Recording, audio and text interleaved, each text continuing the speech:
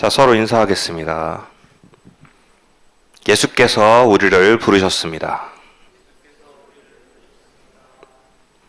자, 오늘 본문 내용에 어떤 내용이 나왔나요? 예수님께서 또 한 명의 제자를 부르셨습니다. 우리가 보고 있는 본문 마태복음의 저자인 마태라는 사람을 불렀는데, 이 마태의 직업이 뭐냐면 세금 징수원이었어요. 세금을 징수하는데 이제 이 이스라엘이 로마의 식민지였기 때문에 말하자면은 그 일정의 세금을 로마에다 바쳐야 되는데, 이걸 담당한 게 이제 이 마태가 가지고 있던 이 세금 징수원, 즉 세리의 업무였어요. 근데 이 사람들이 이제 그 세금을 바치는데, 딱 그 정해진 세금만 부과해서 그것만 바치는 것이 아니라 자기도 먹고 살아야 되니까 그 세금을 일정량을 좀 더 떼는 거예요. 그래가지고 자기가 그 떼어 먹은 세금을 자기가 착복하고 쌓아 올려서 그렇게 부를 쌓은 사람들이었어요. 그러다 보니까 이 세리라는 직업이 굉장히 그 이스라엘 사람들 가운데서 굉장히 욕먹는 직업이었어요.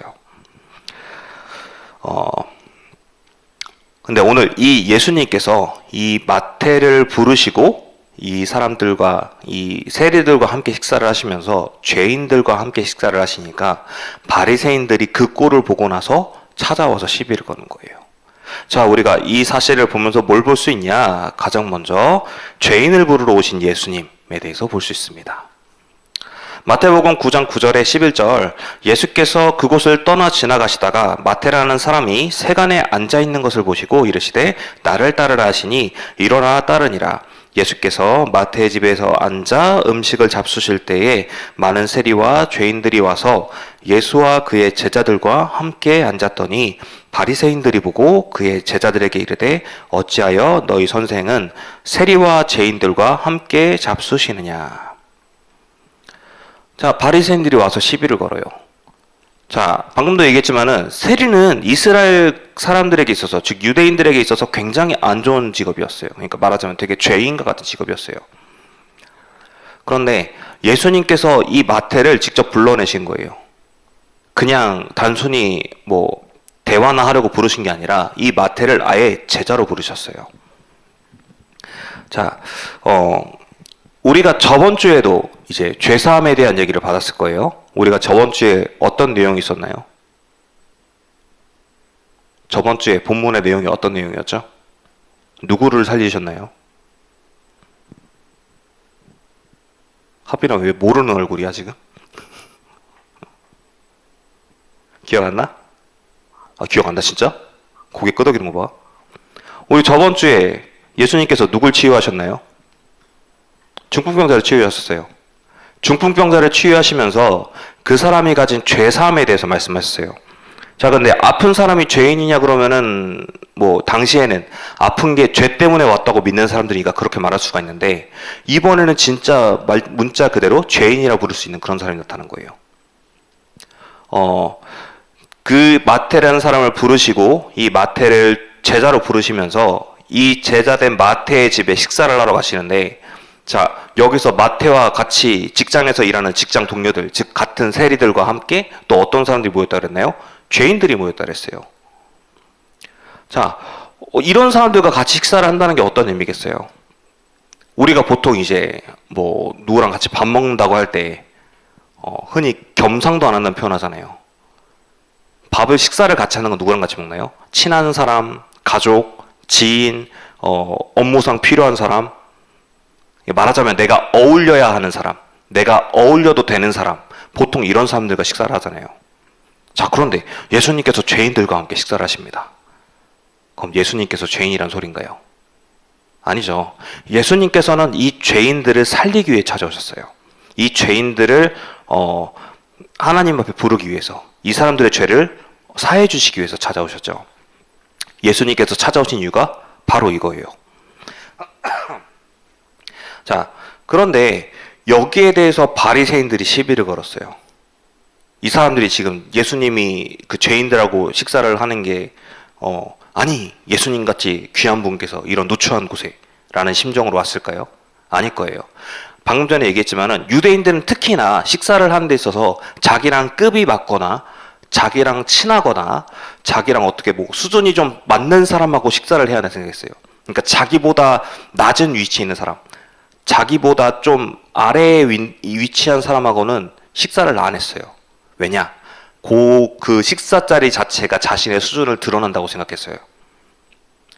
자, 이 바리새인 입장에서 그러면 예수님께서 죄인들과 식사를 한다는 것은 이 예수님께서 스스로 자신을 깎아먹는 행위를 한다고 생각하는 거예요. 그러니까 바리새인들이 뭐라고 하냐면, 왜 제자들은 찾아와서 왜 너희 선생은 세리와 죄인들과 같이 식사를 하시냐? 아니 너네 같이 선생님, 너네 선생님 대단하신 분이라며. 니네 선생님 사람도 살리고 머리도 좋으시고 많은 걸 가르치시는데 죄인이랑 식사를 하시네? 그럼 니네 예수님 수준? 약간 이런 느낌이에요. 말하자면 그렇게 시비를 걸러온 거예요. 그런데 보죠. 예수님께서는 예수님의 정체가 뭡니까? 예수님이 원래 어떤 분이에요? 민재야? 예수님이 어떤 분이에요?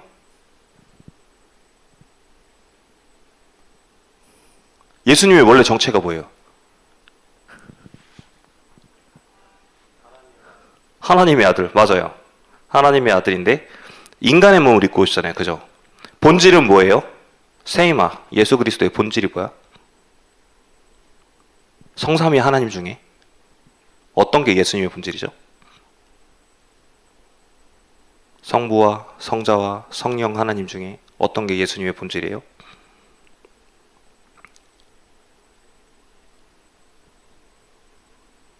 맞아요. 성자 하나님. 하나님이시잖아요. 하나님이신데, 성자 하나님이신데 인간의 몸을 입고 찾아오신 거예요. 누구 때문에? 우리 때문에. 하나님을 떠나서, 하나님께 죄를 짓고 떠나서 사탄의 지배 아래 놓여있던 인간을 구원하시기 위해서 예수님께서 인간의 몸을 입고 찾아오셨어요. 즉, 예수님의 입장에서는 여기서 시비를 거는 바리새인들이나 함께 식사를 하고 있는 세리나 죄인들이나 거기서 거기에요. 이 바리새인들은 예수님이 그 죄인들과 식사를 하는 거 보고서 예수님 수준 크크크 이러고 있는데, 예수님의 입장에서는 정반대예요. 바리새인이나 세리인들이나 다 똑같은 죄인이에요. 죄인이 죄인 보고 뭐라고 하는 거는 마찬가지예요. 예수님께서는 이런 사람들을 살리러 오셨는데 이 바리새인들은 그걸 모르고 예수님한테 시비를 건 거예요. 자, 이래서 예수님께서 이 바리새인들한테 뭐라고 말씀하시냐? 마태복음 9장 12절에 13절에 예수께서 들으시고 이르시되 건강한 자에게는 의사가 쓸데없고 병든 자에게라야 쓸데있느니라. 너희는 가서 긍휼을 원하고 제사를 원하지 아니하노라 하신 뜻이 무엇인지 배우라. 난 의인을 부르러 온 것이 아니요 죄인을 부르러 왔노라 하시니라. 예수님께서는 우리 문제를 해결하러 오셨다고 그랬죠. 예수님께서는 이 죄인들과 세리를 보면서 뭐라고 말씀하시냐면 병든 자라 그랬어요. 아픈 자라 그랬어요. 치유가 필요한 사람. 이 사람들한테는 심판이 필요한 게 아니라 이 사람들한테는 치유가 필요하다 말씀하신 거예요. 그래서 찾아오신 거예요. 그래서 이 사람들을 이 마태를 제자로 부르시고 이 사람들과 식사를 하시면서 이 사람들과 소통하신 거예요. 예수님은 그걸 그런 의미에서 우리에게 찾아오셨음을 예수님께서는 알려주신 거예요. 자, 저번 주에도 확인했습니다. 시편 103편 3편에 3절에 그가 내 모든 죄악을 사하시며 내 모든 병을 고치시며 우리의 죄 문제 때문에 찾아오셨다고 그랬어요.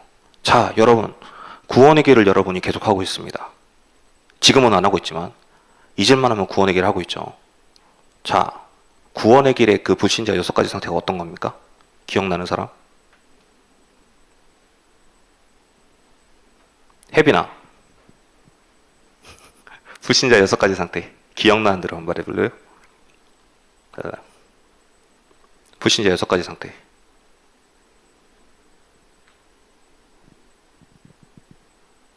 가장 먼저 소속이 뭐예요? 인간이 하나님을 떠나서 어디 소속이에요?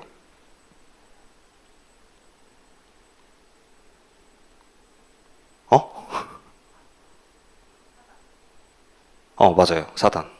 마귀 자녀죠. 그러면은 원래 하나님을 섬겨야 되는데 마귀 자녀가 되었으니까 하나님을 섬기지 못하고 뭘 섬기나요?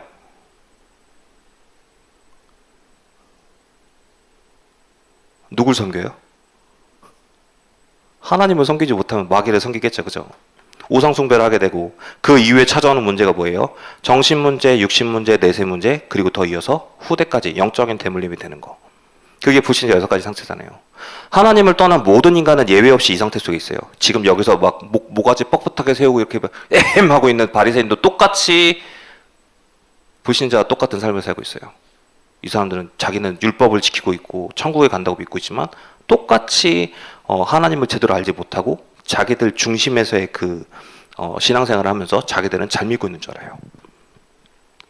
그런데 중요한 것은 예수님께서는 이런 잘못된 부분까지 고치기 위해서 그런 부분까지 해결하러 오신 거예요. 그래서 예수님께서 오신 그 자체로 우리한테는 이 구원의 시작이 됐어요.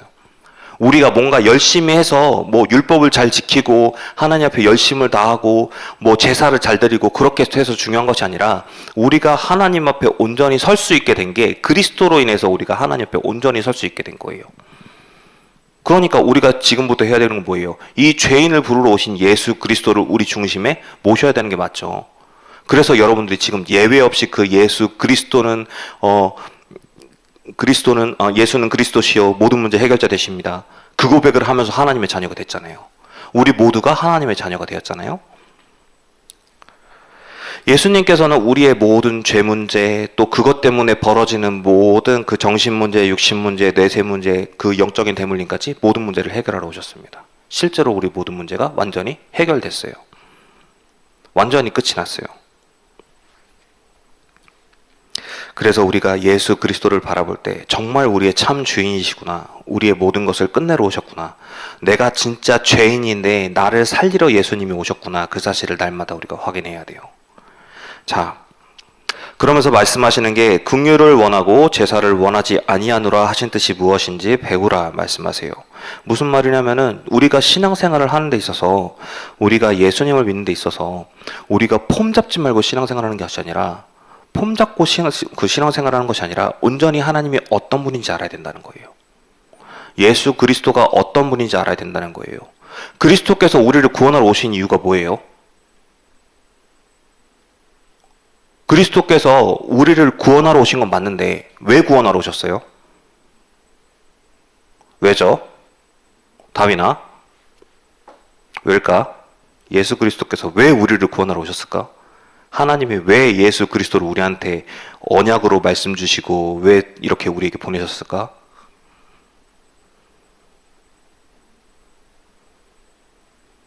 왜일까요?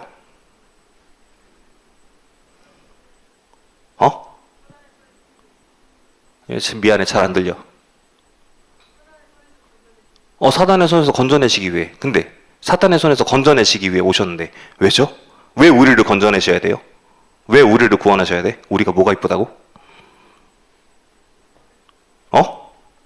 몰라요? 그래도 우리를 사랑하시기 때문이에요. 우리가 하나님께서 우리를 구원하시는 이유를 몰라도 하나님이 우리를 사랑하니까 구원하시는 거예요. 우리가 하나님 앞에 죄를 짓고 하나님의 말씀을 불순종하고 우리가 하나님을 떠났어도 하나님은 우리를 사랑하시기 때문에 그리스도를 보내신 거예요. 그래서 실제로 그리스도께서 우리를 위해 찾아오셨고, 이 예수님께서 뭘 하십니까? 오셔서 뭐 했어요? 그 수많은 손도 대면, 원래는 말 접촉해도 안 되고 말도 섞으면 안 되는 그런 나병 환자에게 직접 손을 올려서 병을 치유하셨죠. 수많은 환자들을 병을 직접 가서 만지셔서 병을 치유하셨죠. 또 지금 죄인들과 세리를 식사하신 건 뭐예요? 죄인을 부르러 오시잖아요. 왜요? 그 죄인들을 사랑하니까. 하나님 만나라고. 진짜 너네가 행복한 삶을 회복하라고 예수님이 오신 거잖아요. 그래서 우리를 부르신 거예요. 우리를 너무나 사랑하시기 때문에 직접 찾아오셨고, 그 우리를 사랑하심을 직접 몸으로 보여주시는 거예요. 예수님의 그 삶 자체가 그 증거가 되는 거예요. 그래서 이 죄인을 부르러 오신 예수님, 우리를 구원하러 오신, 우리를 너무나 사랑하셔서 구원하러 오신 예수 그리스도가 우리 삶을 변화시켰기 때문에 우리의 중심은, 즉 우리의 신앙생활은 예수 그리스도가 되어야 돼요. 2번이에요.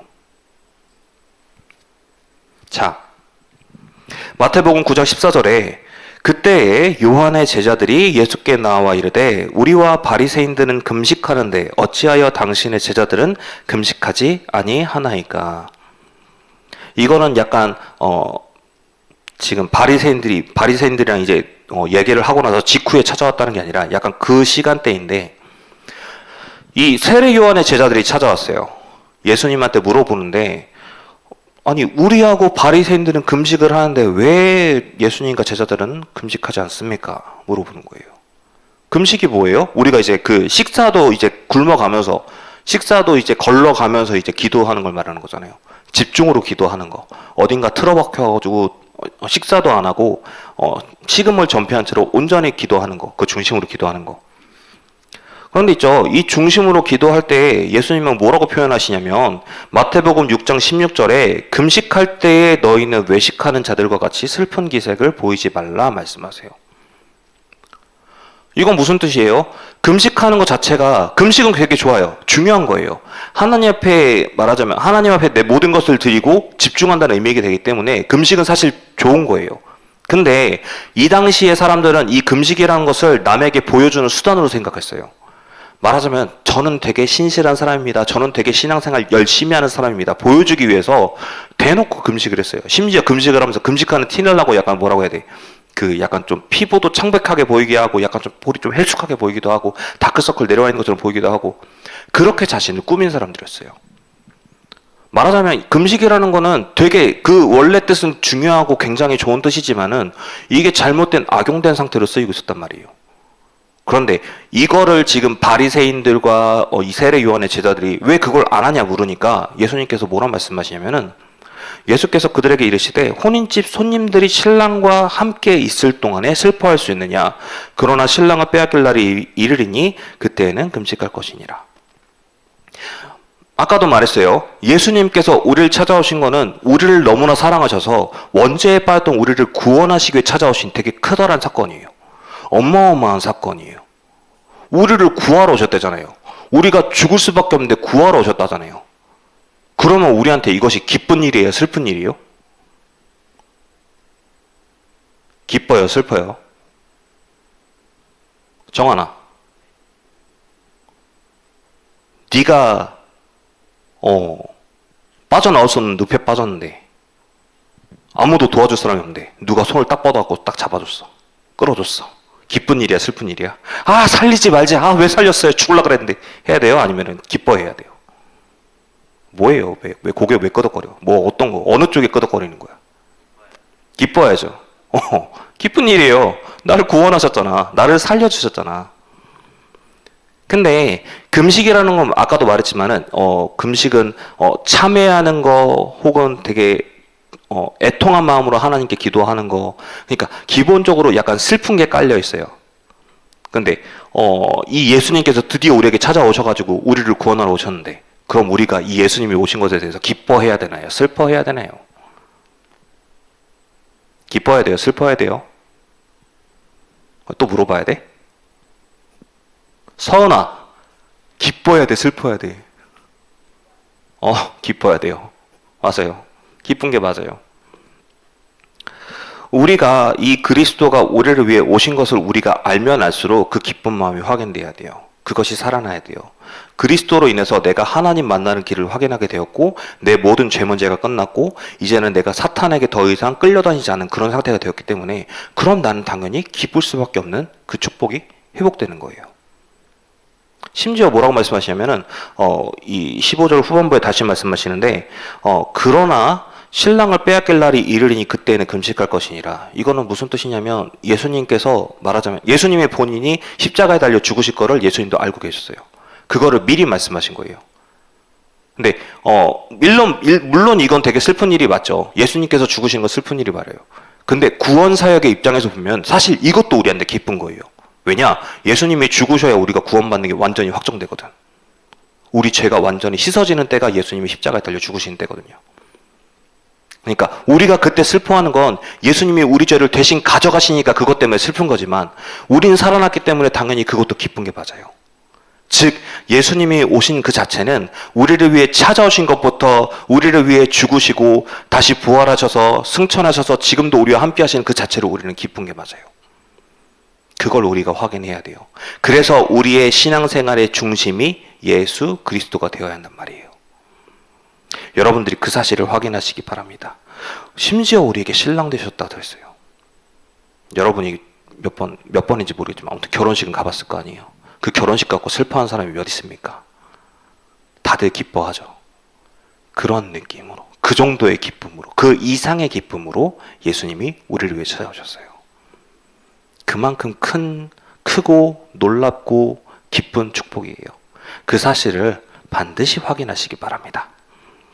자, 그러려면 또 우리가 확인해야 될 게 무엇입니까? 예수님께서 가져오신 하나님 나라의 복음이 뭔지 또 확인을 해야 돼요.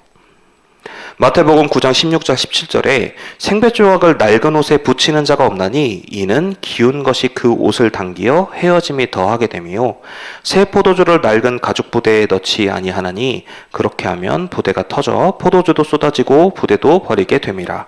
새 포도주는 새 부대에 넣어야 둘 다 보존되느니라.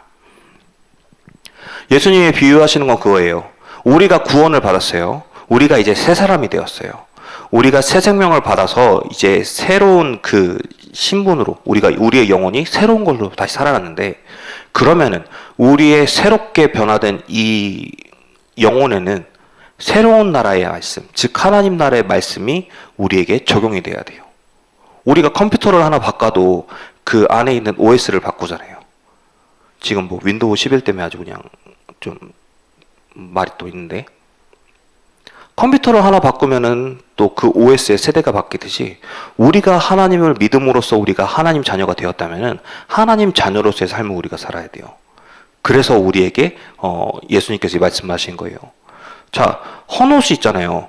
헌옷은 계속 빨다 보면은 옷이 점점 늘어나요. 점점 늘어나고 좀 뭐 쉽게 변형되지 않고 되게 헐렁헐렁한 상태가 되죠. 근데 그렇게 너무 입다 못해서 헤어지게 된 옷에 새로운 옷감을 딱 붙이면, 구멍난 옷에 새 옷감을 붙여가지고 메꾸면은 다시 한번 빨면 있잖아요. 처음에 새 옷감은 빨고 나면 약간 원래대로 돌아가라는 그런 느낌이 있어서 새 옷이랑 헌옷이랑 그 옷감끼리 그 형질이 달라요. 새 옷은 줄어들라 그러고 헌옷은 그냥 가만히 있으려고 그러는데, 새 옷이 이 헌옷을 당기게 되면은 이 헌옷은 가뜩이나 가만히 있다가 이 당기는 것 때문에 더 뜯어지게 되죠, 주변이. 또 예시를 뭐로 드셨어요? 포도주의 예시를 드셨죠. 옛날에 가죽 부대라는 거는 말하자면은 보통 이제 양이나 염소를 잡잖아요. 옛날에 제사 때 양이나 염소를 잡아서 도축을 딱 하면은 가죽을 그대로 통으로 뺏긴대요. 가죽을 통으로 뺏겨서 원형을 유지한 상태로 꼬매서 말하자면 그 통 형태로 만든다 그래요. 거기다가 포도주를 담는 거예요. 근데 이제 그 새롭게 만들어진 가죽 부대에 새 포도주를 담그면 새 포도주가 이제 발효를 하면서 생기는 가스나 그런 것들 때문에 이 가죽 부대가 부풀어 오르는데, 새 가죽 부대는 아직도 유연하기 때문에 그것이 늘어나도 괜찮아요. 그런데 이미 여러 번 썼던 가죽 부대의 경우는 이제 계속 팽창했다 줄었다 하면서 점점 단단해지고 딱딱해지는데, 거기다가 새 포도주를 부으면 어떻게 돼요? 쪼개지고 뜯어지는 거예요. 찢어지는 거예요, 말하자면. 이거는 다시 말하자면은 우리가 하나님 자녀로서의 변화된 우리가 하나님 말씀 따라서 다시 살아야 되는 게 맞는데, 우리가 다시 옛 체질대로, 우리의 옛 생각대로, 우리의 옛날 중심대로 살면은 당연히 맞지 않는다는 얘기예요.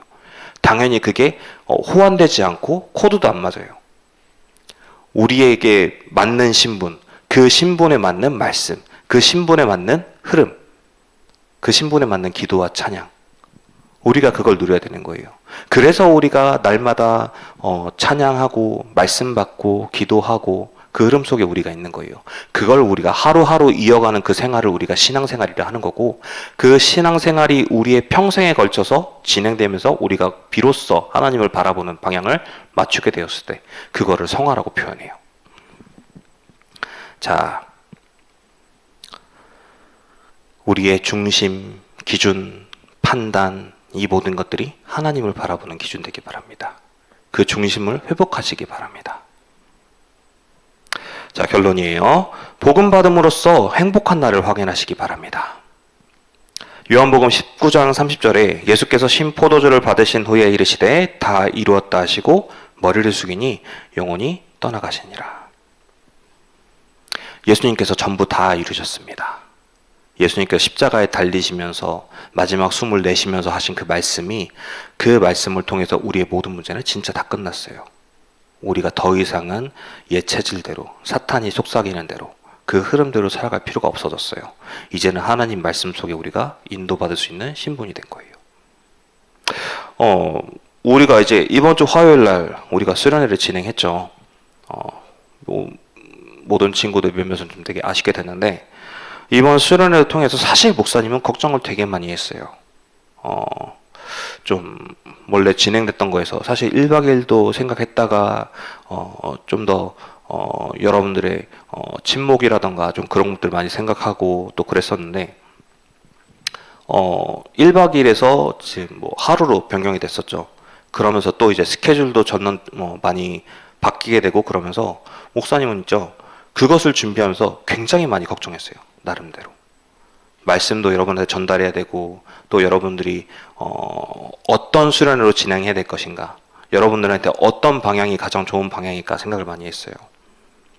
그러다 보니까 목사님이 스스로 스트레스를 많이 받아가지고, 심지어 저는 어떻게 하나님한테 기도했냐면, 하나님, 이번 수련회 하면서 얘네가 설마 이 수련회가 너무 개노잼이라서 이번 수련회 하고 교회 안 와야겠다, 교회 텄네 이러면서 다시 안 오게 되면은 물론 저한테도 손해겠죠.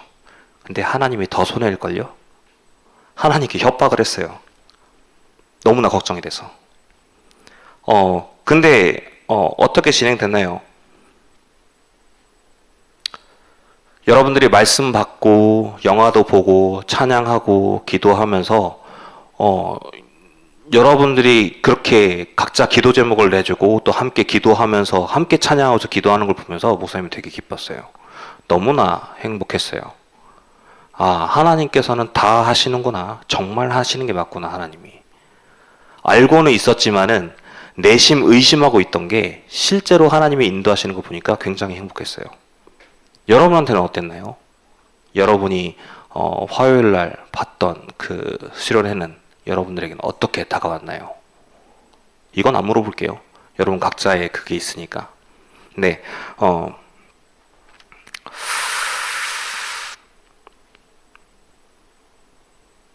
정말 중요한 것은 여러분들이 내놓은 기도 제목들 있죠. 또 여러분들이 그 수련회에 와서 또 받은 것들, 그게 확실히 정말 하나님이 주신 거라는 사실이에요.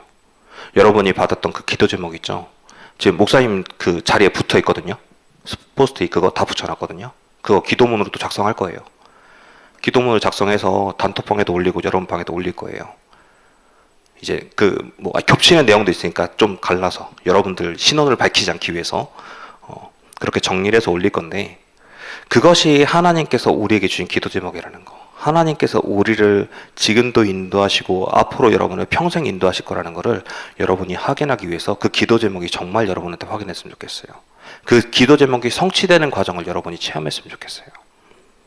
정말 우리 선생님도 그렇고 여러분도 그렇고 다 함께 체험하면서 확인하면서 우리 모두가 이 중고등부에 있는 동안 여기서 말씀을 받고 또 같이 소통하면서 포럼도 하고 또 같이 구르는 동안 여러분의 그 중심에, 그 마음에 하나님의 말씀이, 하나님의 인도하심이 굳게 체험되고 정말 하나님께서 모든 걸 다 끝내셨구나, 그 중심 가지고 여러분이 그 온전한 믿음을 회복하기 바랍니다.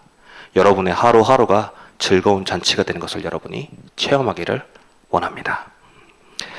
자, 그 축복 누리시기 바랍니다. 바랍니다. 슬퍼요, 여러분들? 여러분들 슬퍼요? 자, 이 시간 찬양하도록 하겠습니다. 부르신 곳에서 함께 찬양하시면서 헌금하도록 하겠습니다.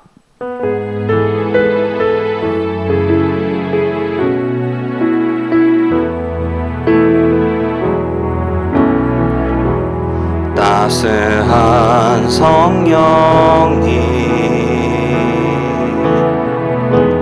마음으로 보내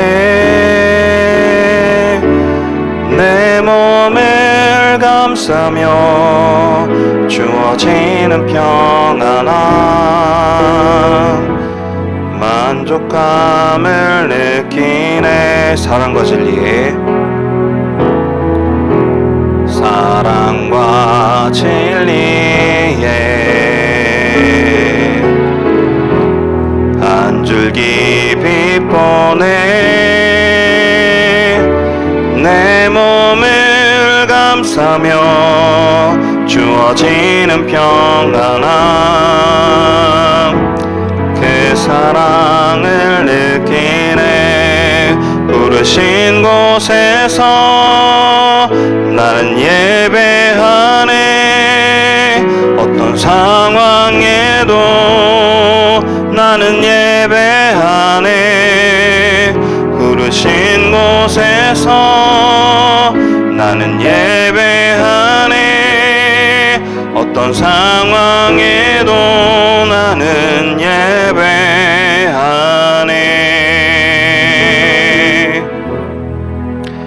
하나님 감사합니다. 오늘도 우리에게 이 말씀